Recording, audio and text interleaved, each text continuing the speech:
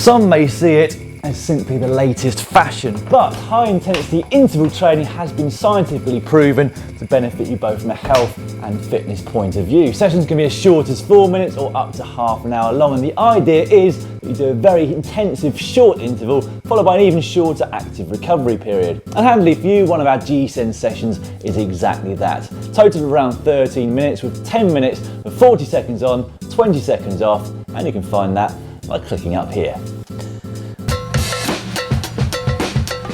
If at the moment you ride 8 hours a week but only in 2 rides, you may well find that spreading your riding over more days would see greater increases in your fitness. So instead, do 4 2-hour rides per week. Same hours, more fitness. Almost all pro cyclists spend a fair amount of time working on their core stability, and it's for good reason. It's your core that keeps you stable whilst pedalling. So during a long, strenuous ride, it comes under a great deal of stress. So it's worth making sure it's up to the job. However, don't make the mistake of just trying to get a six-pack. Cyclists have notoriously got bad posture, and this will only add to it. So make sure you spend an equal amount of time working on your back muscles. Okay, perhaps this isn't quite what a cycling channel should be recommending, but running is a pretty blooming good way of getting fitter without taking up much time. It also has the added bonus that it's a very cheap way of exercising. Start off carefully though, it's easy to get carried away on your first run and barely be able to walk, let alone run, the following day. If you're already somebody that cycles regularly, but you feel you've reached a plateau, then try changing things about and trying something different. So if your preference is to eat up lots of miles at a steady pace, try cutting down on the hours, but adding in some quality tempo or interval sessions.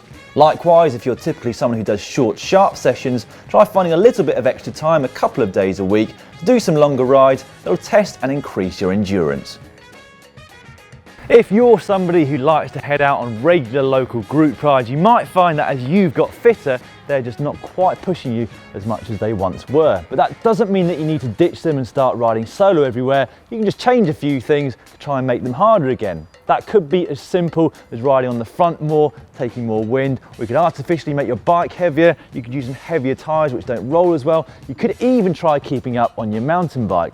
Any of those ways will make sure that you've got a good workout still, while still remaining sociable. How about this? You're all right, Matt. I'm going to stick to the lightweight one.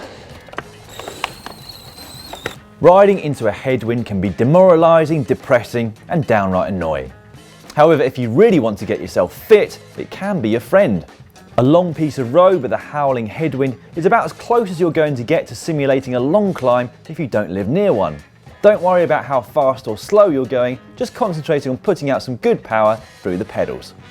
If you're a user of Strava, you'll probably find that the knowledge your rides are going to be made public does incentivise you to go that bit harder and get more out of yourself. And this year you're going to have some extra motivation. Reason being that Strava have just introduced their annual achievement award. What that means is that you can still see the overall best time for each segment, but you can also see where you sit for 2015. So head out, go hard, and you might find that you're getting some kudos along with getting fit. A great way to spruce things up in the new year is to increase the distance for your commute either to or from work once or twice a week. Our very own Matt Stevens did this back in the days when he worked full time, and although he's loath to admit it, he did win the national championships whilst doing exactly that. Setting goals is a great way of keeping your mind focused and you on track. Now, you want to make sure that your goals are achievable, but at the same time challenging. You can have as few or as many as you want. A good idea is to have one big long-term goal and intermittent goals which will help you on your way. Is that your goal, Matt? Yeah, it's a modest aim for this year.